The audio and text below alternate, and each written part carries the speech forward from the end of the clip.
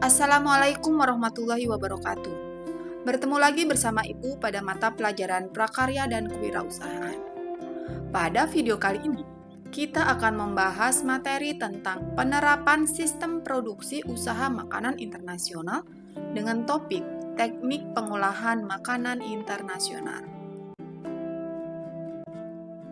Pengolahan makanan internasional adalah mengolah atau memasak makanan dengan bahan, teknik, penyajian, dan menu yang berasal dari negara-negara di dunia.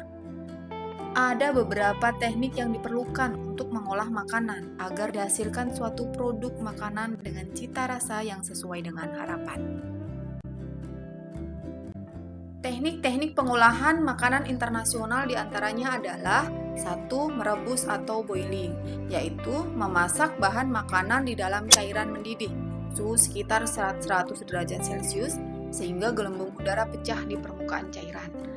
Merebus dapat dilakukan dalam air, susu, kaldu, ataupun santan. Yang kedua adalah mengukus atau steaming, yaitu memasak bahan makanan dengan uap air yang mendidih. Mengukus ini lebih baik dibandingkan dengan merebus. Kenapa? Zat-zat makanan tidak banyak yang hilang karena tidak larut di dalam air. Dan dari mengukus ini, pada umumnya, makanan akan lebih sedap dan harum. Kemungkinan hangus pun hampir tidak ada. Selanjutnya mengetim, yaitu memasak bahan makanan dalam sebuah tempat yang dipanaskan dalam air mendidih.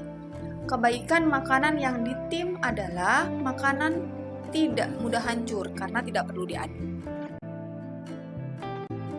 Teknik pengolahan yang keempat adalah menggoreng atau frying, yaitu memasak bahan makanan dalam minyak panas supaya makanan menjadi masak, kering, dan berwarna.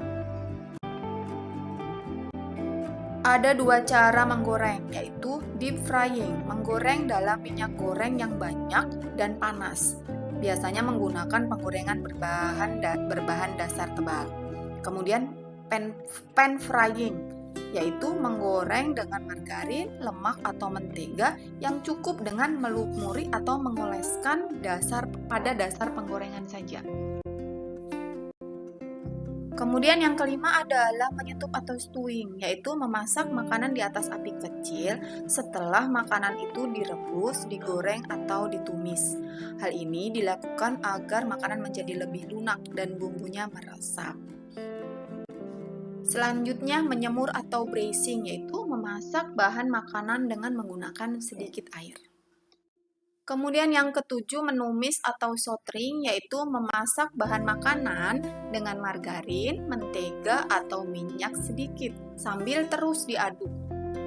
Mengoven atau baking, yaitu memasak makanan di dalam oven dengan panas dari segala jurusan.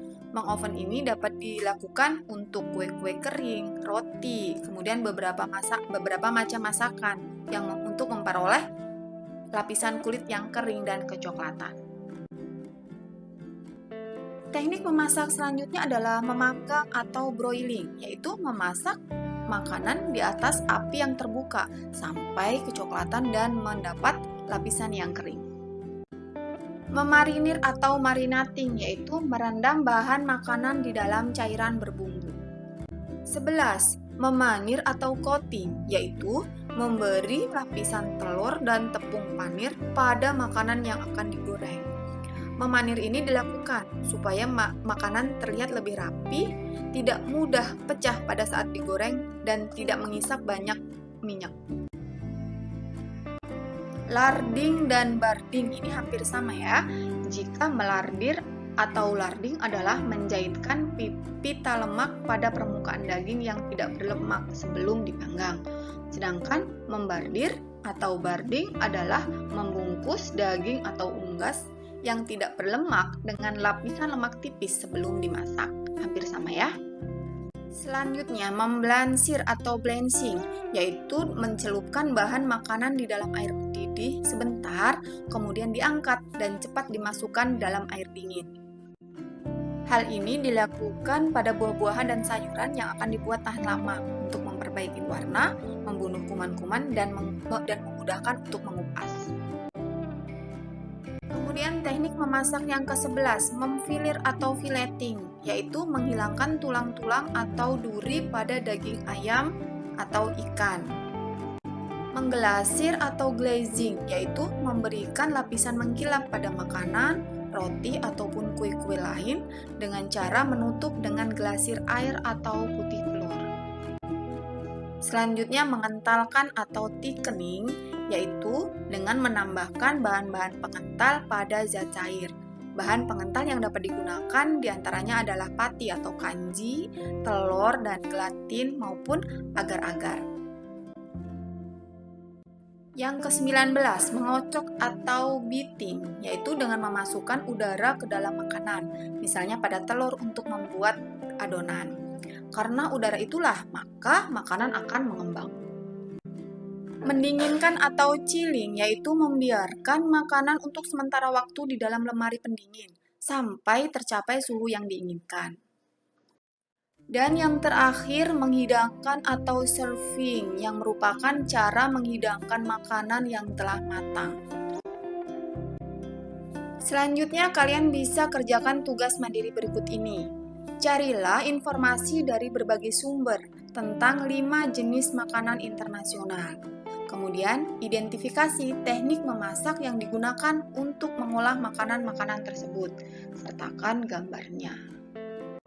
Ya, sampai di sini dulu pembelajaran kita kali ini. Tetap semangat, sehat selalu. Wassalamualaikum warahmatullahi wabarakatuh.